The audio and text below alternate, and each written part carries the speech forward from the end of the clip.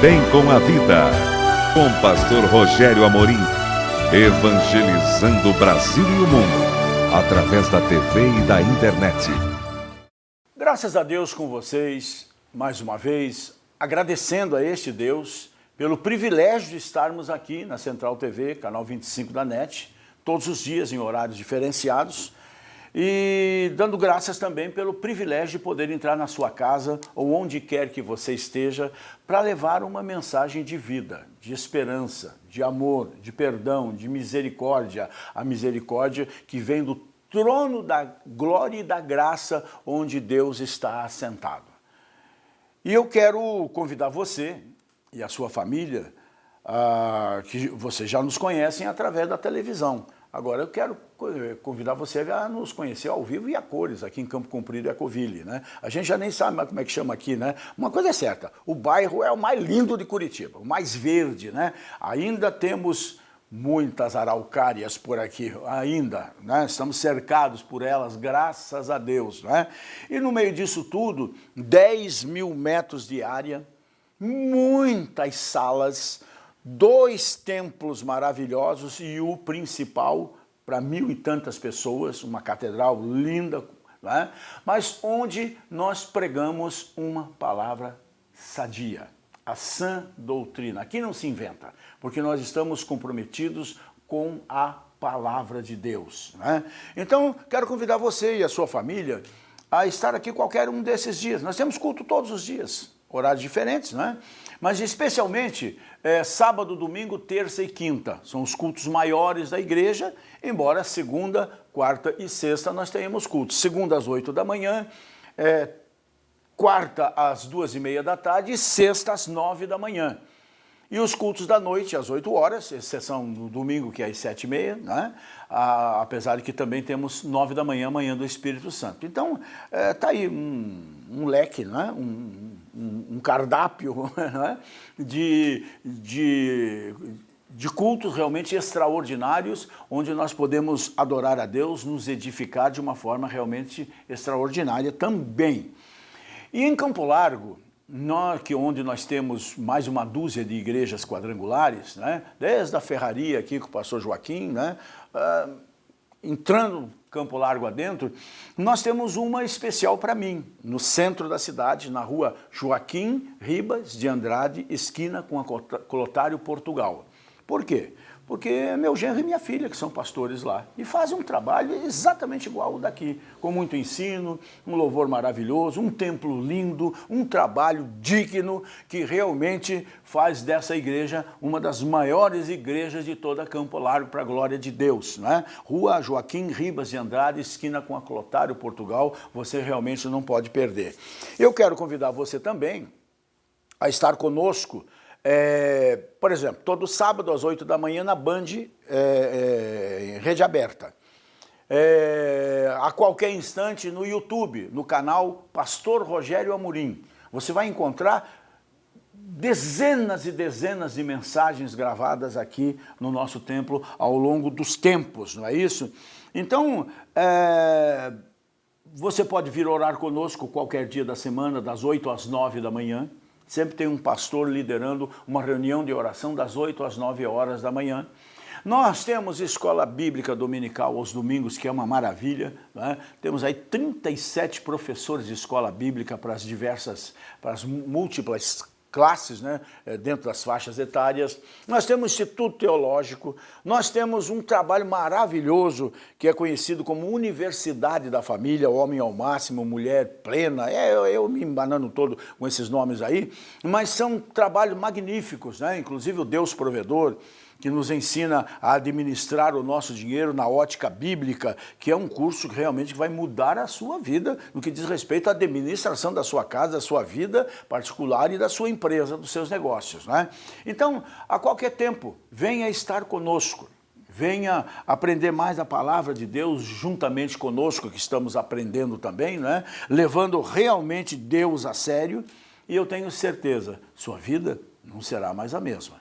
E para você, como eu sempre faço aqui, diariamente, né, nos horários que você vê aí embaixo diferenciados, né, não é no mesmo horário, viu? Esse horário que você está me vendo agora, amanhã é diferente, depois da manhã é diferente. É justamente para alcançarmos públicos diferentes também, em horários que podem assistir a gente aqui no canal 25 da Central TV, não é? Então, enquanto você não vem aqui, eu vou chegando até você desse jeito assim. E eu quero ler no capítulo 34 de Salmos, os versos 8, 9 e 10. Provai e vede que o Senhor é o quê? É bom. Bom fala de bondade. Bem-aventurado o homem que nele confia. Não é acredita, é confia. Temei ao Senhor, vós os seus santos, pois não tem falta alguma aqueles que o temem. Os filhos dos leões necessitam e sofrem fome, mas aqueles que buscam ao Senhor, de nada tem falta. Amém? Amém, gente? Então, erradamente, a gente questiona a bondade de Deus e parece que deliberadamente, ou por ignorância, nós esquecemos o principal, a lei da semeadura, que é a lei da vida. Semeia, colhe. Mais dia, menos dia, colhe. Para o bem ou para o mal, colhe. Mas a grande verdade, inquestionável verdade, é que a bondade de Deus é real, é verdadeira, é latente. E se não fosse a bondade de Deus, nós que estamos aqui, vamos falar de nós, não estaríamos aqui, com certeza. Então podemos dizer, como o salmista no Salmo 124, se não for o Senhor, se não fosse a sua benignidade, se não fosse a sua bondade, com certeza nós teríamos sido engolidos vivos, destruídos, né? Achados aí, como se diz, por uma bala perdida, né? É isso que nós temos que entender. A bondade de Deus dura para sempre. A maldade do homem terá um fim. Amém? Então é comum, muito comum. A gente, pelo fato de ser pastor, e o seu pastor aqui é um pastor meio diferente, né? Até ontem, o pessoal da Universidade da Família, ele é inclusive um alemão, eles vieram fazer um treinamento aqui, ele ficou encantado com tudo aqui, até por ele ser europeu, né? Mostraram para ele a igreja, as artes na parede, o jeitão nosso de ser aqui, com as salas assim e tudo mais, não tudo para cima, né? Mas espalhado. Ele ficou encantado com a igreja aqui, de um modo geral, né? E a gente comentava algumas coisas justamente a respeito dessa bondade de Deus para com aqueles que procuram fazer a sua vontade. Porque quando nós estamos na contramão, esses dias foi muito discutido dentro da quadrangular um assunto que não tem que discutir, que é o pecado contra o Espírito Santo, né? Por umas sandices aí. Mas a verdade é o seguinte, o principal pecado contra o Espírito Santo, que tanta gente se preocupa, é justamente não aceitar a Jesus. Por quê? Quem é que nos convence da justiça, do pecado e do juízo? Quem? O Espírito Santo. A partir do momento que nós tapamos os ouvidos, não obedecemos, não queremos ouvir e, portanto, não aceitamos o seu convencimento que nós precisamos de Jesus na nossa vida, para o perdão dos nossos pecados, para entrarmos na vida eterna, para nos tornarmos uma nova criatura, estamos pecando contra o Espírito, e isso não tem perdão, porque não tem perdão não aceitar Jesus. Quem crê e for batizado, será salvo. O contrário também é verdadeiro. Não é? Esse é um deles. Tem outro pecado contra o Espírito Santo, pastor? Tem. É dizer deliberadamente que uma coisa que você sabe que é de Deus, seja o que for, desde uma mensagem a uma manifestação de poder, qualquer coisa, você sabe que é de Deus, mas você deliberadamente diz, como disseram de Jesus, né? Ele expulsa demônios pelo dedo do diabo. Ou seja, dizer que uma obra de Deus é do coiso. Isso também é pecado. Mas como como a gente começa a aprender através das Escrituras, no convívio com Jesus, em oração, na igreja e tudo mais, da sua bondade, a gente começa a ficar, às vezes, meio confuso com tudo que acontece no mundo.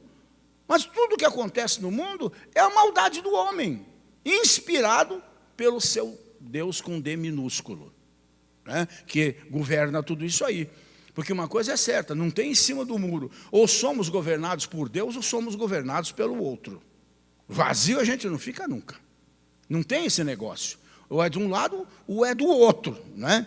Então, é muito comum eu ver pessoas questionando a bondade de Deus diante de tanta tragédia que a gente assiste, que a gente vive. Como Deus é bom? Perguntam elas, né? Se milhares de crianças morrem de fome todos os dias. Pessoas morrem por caprichos da natureza até, né? É tsunami, é vulcão, enfim, tempestades e tudo mais, né? E se não é Deus, quem é que permite tanta maldade, tanta atrocidade? É a pergunta. Transferir para Deus a culpa de tudo de ruim que acontece no mundo é transformá-lo em um justiceiro, vamos assim dizer. Um Deus perverso, nos esquecendo das responsabilidades que nós temos como seres humanos. Volto a repetir.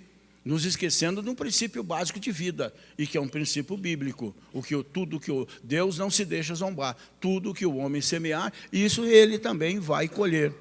A grande verdade, e temos que admitir, é que somos pecadores, errantes, duros de coração. Nós somos perversos, egoístas. O mal está no homem. E agora queremos simplesmente, diante de uma situação ou outra, culpar a Deus? É muito simplismo. Antes de tudo, gente, precisamos entender a bondade de Deus para perceber que somos nós os grandes culpados de tudo que está acontecendo na nossa vida em particular, muitas vezes na nossa família, nos nossos negócios e no mundo em que vivemos. Deus nos deu livre-arbítrio. Ele diz: Rogério, este é o caminho, anda nele. E eu digo: não, o caminho é aquele. Então se lasque. Eu estou dizendo para você que esse é o caminho, Rogério. Não, eu sou cheio de opinião. Conosco ninguém podosco. Né? Eu vou andar nesse, vou andar naquele, mas não vou andar nesse. Só porque você acha que é esse aqui o caminho, qual é? Está pensando que é quem? Eu sou um Deus de bondade, Rogério. Né? Suba na árvore. Não vou subir na árvore. Estou te falando, Rogério, segunda vez, suba na árvore. Não vou subir. Para quê? Só porque você quer? Só porque você é Deus? Vou ficar aqui. Aí vem um leão. Está vendo porque eu mandei você subir na árvore? Não fiz de graça. Só estou te dizendo, esse é o caminho, anda nele. Né? A verdade, gente, se nós formos olhar para as Escrituras, e eu quero citar alguns versículos para vocês aqui, as obras de Deus são boas. Você começa no início das Escrituras e diz assim: e chamou Deus a porção seca terra, e ao ajuntamento das águas chamou mares, e viu Deus que era bom. Não é porque alguém se afoga que o mar se tornou ruim. Né? E a terra produziu a erva dando semente conforme a sua espécie, e árvore frutífera, cuja semente está nela, conforme a sua espécie, e viu Deus que era bom. Verso 18 do capítulo 1 de Gênesis, que é o que eu estou lendo aqui. E para governar o dia e a noite, para fazer separação entre a luz e as trevas, né? E viu Deus que era bom. Olha que beleza que está ficando lá fora agora, saindo sol, choveu de noite, graças a Deus, né? Mas de noite vai ficar tudo escuro e eu vou poder dormir sossegado. E Deus fez tudo isso pensando em mim. Então Deus é bom. No verso 21 ele diz assim: e Deus criou as grandes baleias e todo réptil de alma vivente que as águas abundantemente produziram conforme as suas espécies, e toda ave de asas conforme a sua espécie. E viu Deus que era bom. Verso 25. E fez Deus as bestas feras da terra conforme a sua espécie, e o gado conforme a sua espécie, e todo réptil da terra conforme a sua espécie, e viu Deus que era bom. Ou seja, toda a natureza, a criação, Deus fez para o homem. E só depois que viu que era bom, ele aprovou a sua própria obra, para nos abençoar. E o homem foi criado por Deus para ser bom. Deus criou o homem e a mulher com a melhor intenção, para eles mesmos e para as suas obras. O homem foi criado para multiplicar. Então, gente, esses questionamentos que nós temos são marotos. Por quê? Por quê? Por quê? Por que Deus? Por que Deus? Por que Deus? Não, a resposta está no próprio homem. A resposta está em mim, a resposta está em você, a resposta está em você. O que não é bom é obra do diabo, através do homem. O inimigo, desde o princípio, ele influencia o homem ao pecado e à decadência. Ele quer arrebentar comigo e com você. Se eu hoje estou colhendo coisas boas, é porque coisas boas eu plantei. Se eu hoje estou me ferrando, é porque lá atrás alguma besteira eu fiz, séria. Não é? A ganância vem do homem. Essa ambição desmedida é o homem. Eita, que eu aproveito uns ganchos, hein? Não é fácil, hein? É ele. É ele que frauda os órgãos públicos, que rouba os órgãos públicos, que destrói o meio ambiente. É o homem que manipula o seu semelhante, que engana a própria família. E eu posso afirmar com toda certeza que não foi isso que Deus planejou para a humanidade. Se eu olhar para a palavra dele, eu vou ver como eu devo me comportar para ser feliz e fazer você feliz. E versa-versa e vice-versa. Tem um plano de Deus para a gente ser feliz. E vou dizer uma coisa para você. A bondade de Deus precisa ser vista por nós. Caso contrário, não temos motivo para celebrar. Não temos motivos para adorar. Não temos motivos para agradecer. Então a gente está morto em vida, infelizmente. Né? Mas a bondade de Deus precisa ser vista por nós.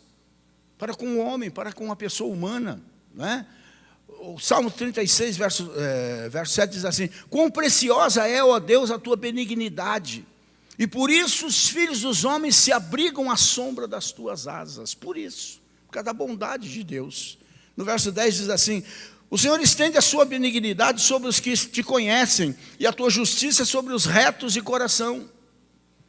No Salmo 52, verso 1, ele diz assim: por que te glorias na malícia, ó homem poderoso? Pois a bondade de Deus é que permanece continuamente. Lá no Salmos 63, verso 3, ele diz, a gente costuma cantar isso aqui, costumava pelo menos, né? A tua bondade é melhor do que a vida, a tua benignidade é melhor do que a vida.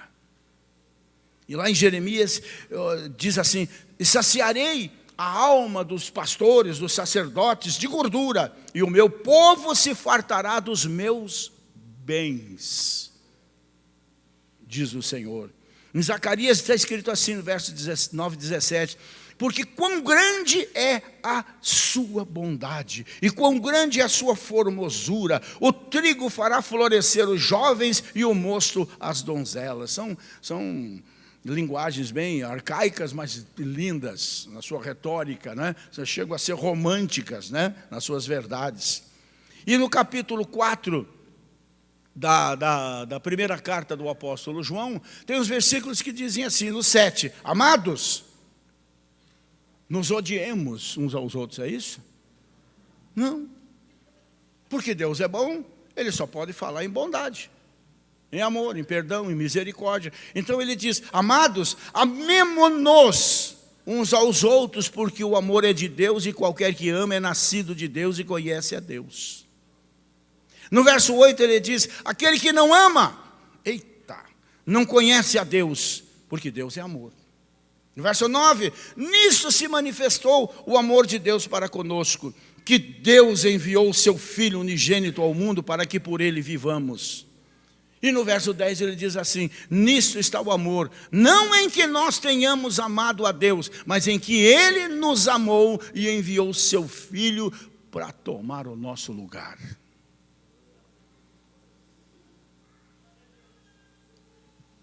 E a bondade de Deus se manifesta nesse gloriosíssimo plano de salvação.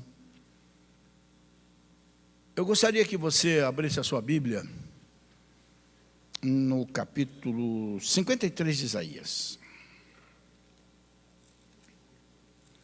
Quero ler com vocês. Quantos aqui já leram o capítulo 53 de Isaías inteiro alguma vez na vida? Levanta a mão. Ruim, hein? Dá 20% da igreja, pelo amor de Deus. Eu vou bater em vocês com um gato morto, hein? 53 de Isaías. Olha, eu vou ler os 12 versículos. Olha o que diz. Quem deu crédito à nossa pregação, ou melhor, quem vai acreditar na nossa pregação? E a quem se manifestou o braço do Senhor? Porque foi subindo como um renovo perante ele, como raiz de uma terra seca, não tinha parecer nem formosura, e olhando nós para ele, nenhuma beleza víamos para que o desejássemos. Ou seja, Cristo e a cruz. Era desprezado e o mais indigno entre os homens, homem de dores, experimentado nos trabalhos, e como um de quem os homens escondiam o rosto, era desprezado e não fizemos dele caso algum. Mas verdadeiramente Ele tomou sobre si as nossas enfermidades e as nossas dores levou sobre si, e nós o reputamos por aflito, ferido de Deus e oprimido, mas Ele foi ferido pelas nossas transgressões, transpassado, moído pelas nossas iniquidades. O castigo que nos traz a salvação, a paz, estava sobre Ele, e pelas suas feridas nós fomos sarados. Todos nós andamos desgarrados como ovelhas, cada um se desviava pelo seu caminho, mas o Senhor fez cair sobre ele a iniquidade de todos nós. Ele foi oprimido, mas não abriu a boca, como um cordeiro foi levado ao matadouro, e como ovelha muda perante os seus tosquiadores, ele não abriu a boca. Da opressão e do juízo foi tirado. E quem contará o tempo da sua vida? Porquanto foi cortado da terra dos viventes, e pela transgressão do meu povo foi ele atingido. E puseram a sua sepultura com os ímpios e com o rico. Na sua morte, isso aconteceu, porquanto nunca fez injustiça, nem houve engano na sua boca.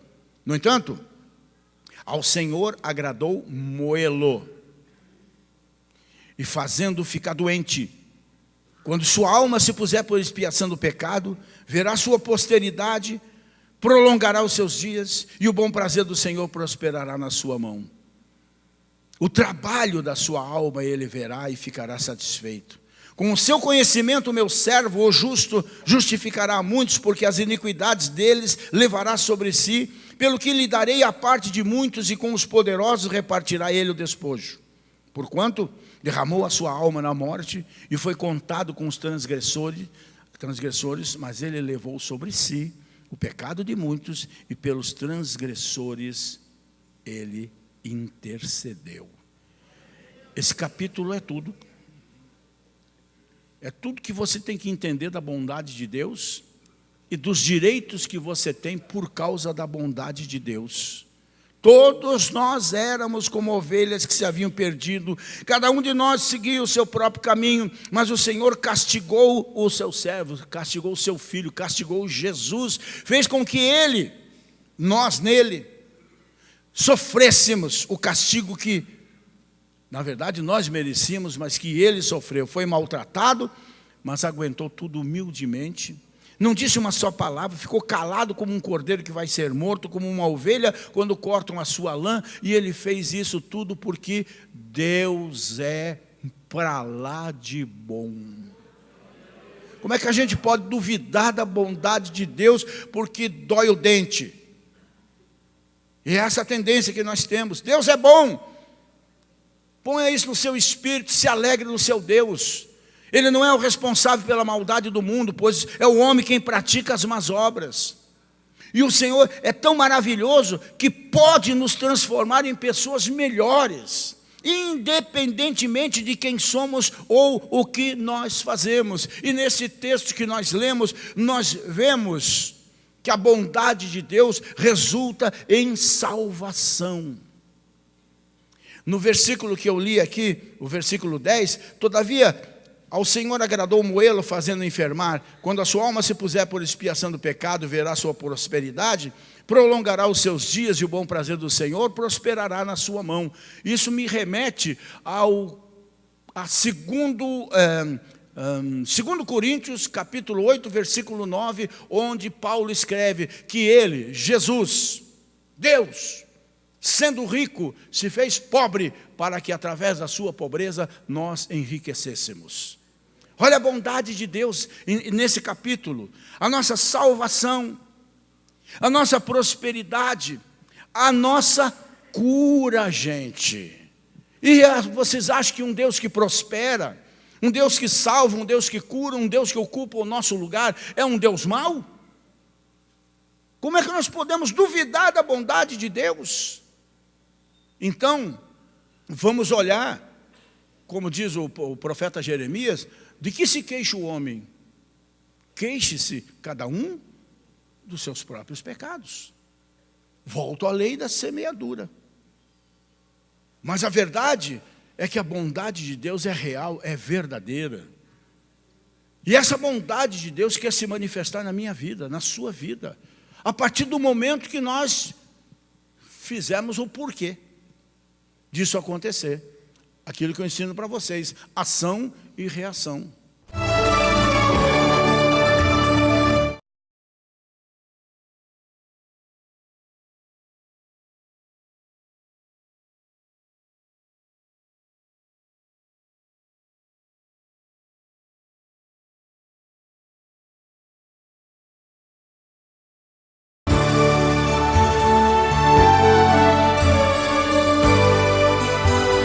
Bem com a vida, com pastor Rogério Amorim, evangelizando o Brasil e o mundo, através da TV e da internet.